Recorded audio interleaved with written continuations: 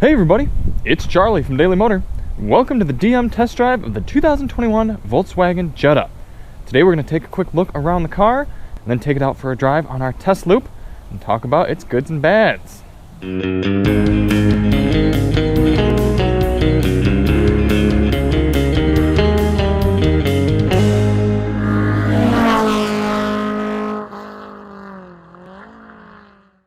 So the Jetta has been around for many years now. It's established itself in the subcompact sedan marketplace, competes against the likes of the Civic, the Sentra, the Mazda 3, the Kia Forte, and the Hyundai Elantra. Definitely a lot of players in this segment, even if the American brands have pretty much given up on it. And Volkswagen is starting to pivot away from this segment as well. They no longer provide the Golf here in standard form to American buyers, and they've introduced the Taos, which is slowly creeping into sales of these small cars. Either way, the Jetta has a lot going for it. Let's start off in the back. As a sedan, it has plenty of good room in the trunk, or the boot, if you will. Simple back here, no sorts of storage areas or anything, but you do get yourself a compact spare, another fleeting element of the new car market, and you can fold these seats down, get a little bit of extra room. There's a little handle to pull this down, which I like to see.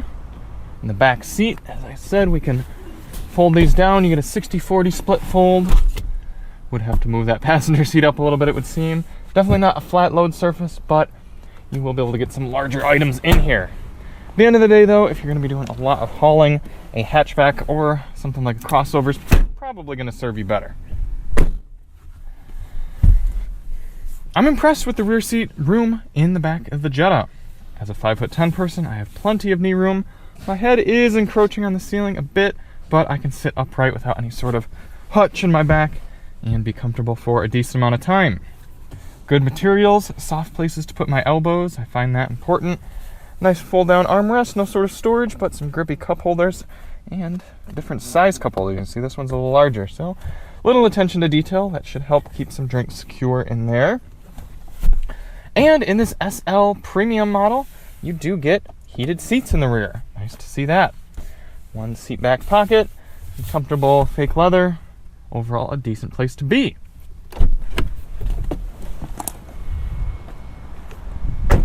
Before we hop into the front seat, let's pop the hood, take a look at this little 1.4 liter turbocharged motor.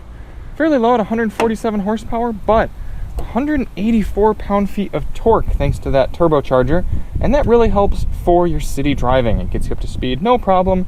Yeah, if you were trying to rip triple-digit speeds with your Jetta, you might be a bit disappointed, but overall this little engine sips fuel and makes torque, and those are the two most important things to me for a daily driver of this class. Getting on in the inside, I really appreciate the maturity of this cabin.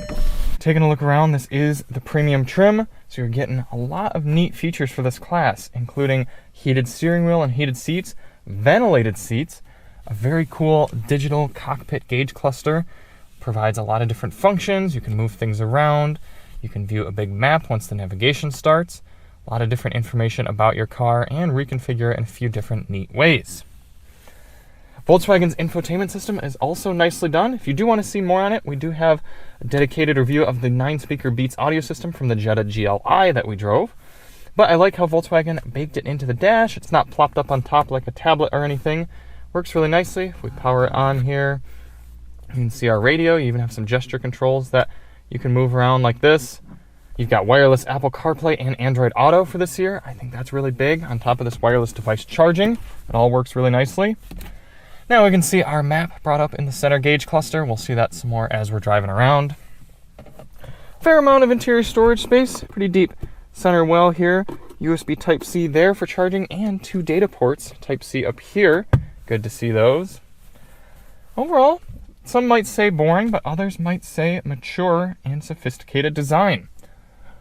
A good sized sunroof that you can pop open and cover up. I like the dark bottom with the lighter upper color scheme. Let's fire this thing up and get on our route.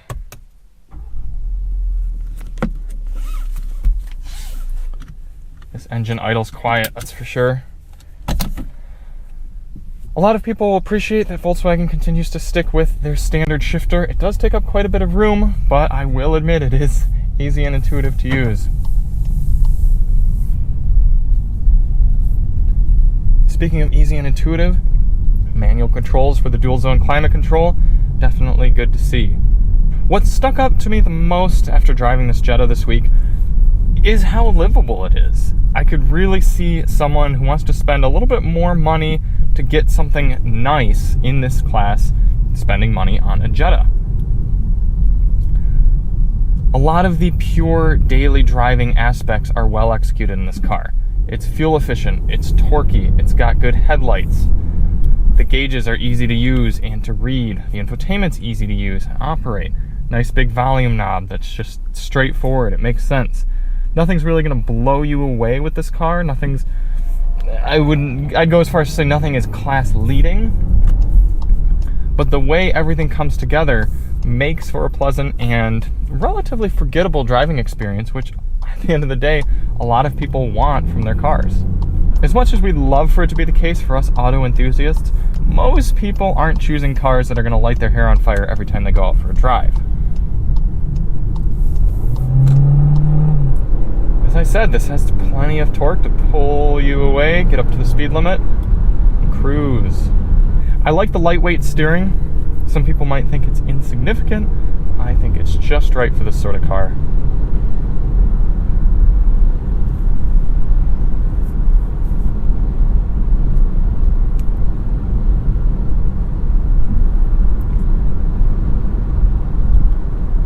We do have a few drive modes in the Jetta: normal, eco, sport, and an individual. So let's toss it into sport and see what happens. Get some red gauges, car drops down a gear. No paddle shifters, but you do have manual shifting from the side here. It's manual shifted down, 8-speed automatic transmission, works plenty fine for this type of car. Fairly low red line, about 6250.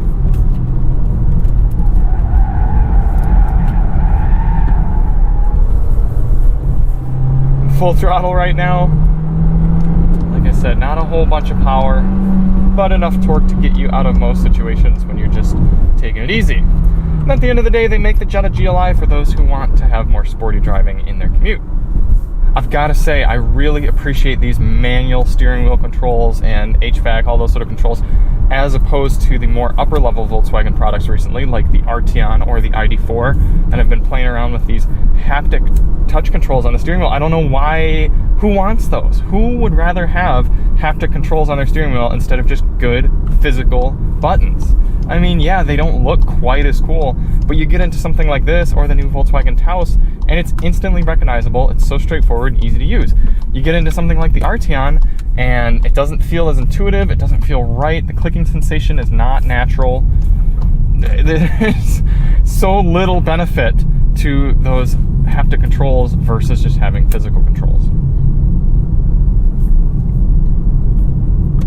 Eco mode pretty much just turns this thing into a dog, although it did help us get 47 miles per gallon on our highway fuel economy test. Super impressive numbers for something that's not touting any sort of fancy technology, just good, solid engineering. Get back into normal mode for getting up to highway speeds.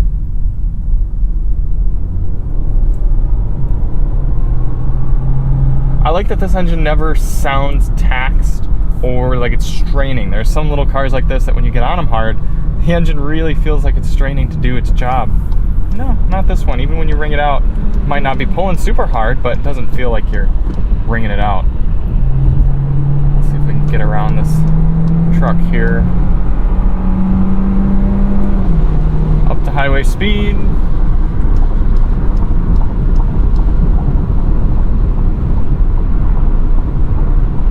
Even on this concrete highway, fairly refined for this car. You do have adaptive cruise control, it works pretty well. No sort of good active lane keeping like you'd get in the new 2022 Civic or Hyundai Elantra or Kia Forte, but you do have a very subtle kind of lane keeping assist, so as I kind of try to go out of the lane, there's a little bit of a steering wheel push, but it's definitely not keeping you in lane. Listen as we're going over some of these bad bumps.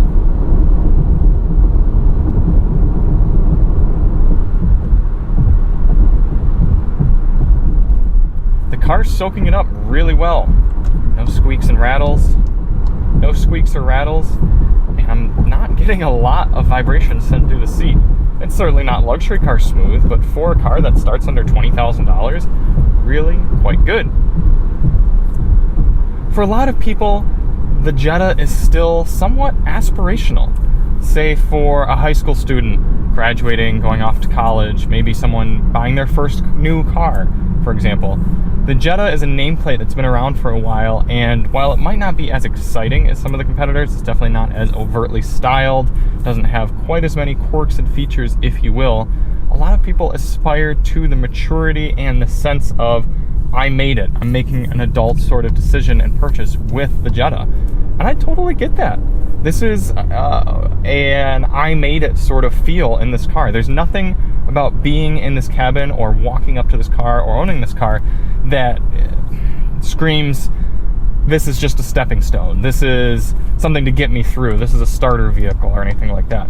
This is a car that anyone of any age could buy and own and be happy with and have as a good commuter and daily driver. And that says a lot, because a lot of cars in this category are simply just, okay, this is all you can afford, so buy it, own it for a while, and get something else. The Jetta is not that type of car. Obviously, Volkswagen's had to cut corners at certain places. Some of the materials are a little on the cheaper side. I don't really care. I think everything feels really good for this price point and for this class. I expected the Jetta to be a snooze fest, but I would recommend it. I really would. I think it's just subtle enough. It's like a really good vanilla ice cream. Sometimes you forget how good a simple bowl of vanilla ice cream can be. If you had to nitpick and there's one place you wanted to complain about the Jetta, I suppose the backup camera has a fairly low resolution, but hey, it works. Oh, Volkswagen's Jetta. We've driven the GLI and now we've driven the base one.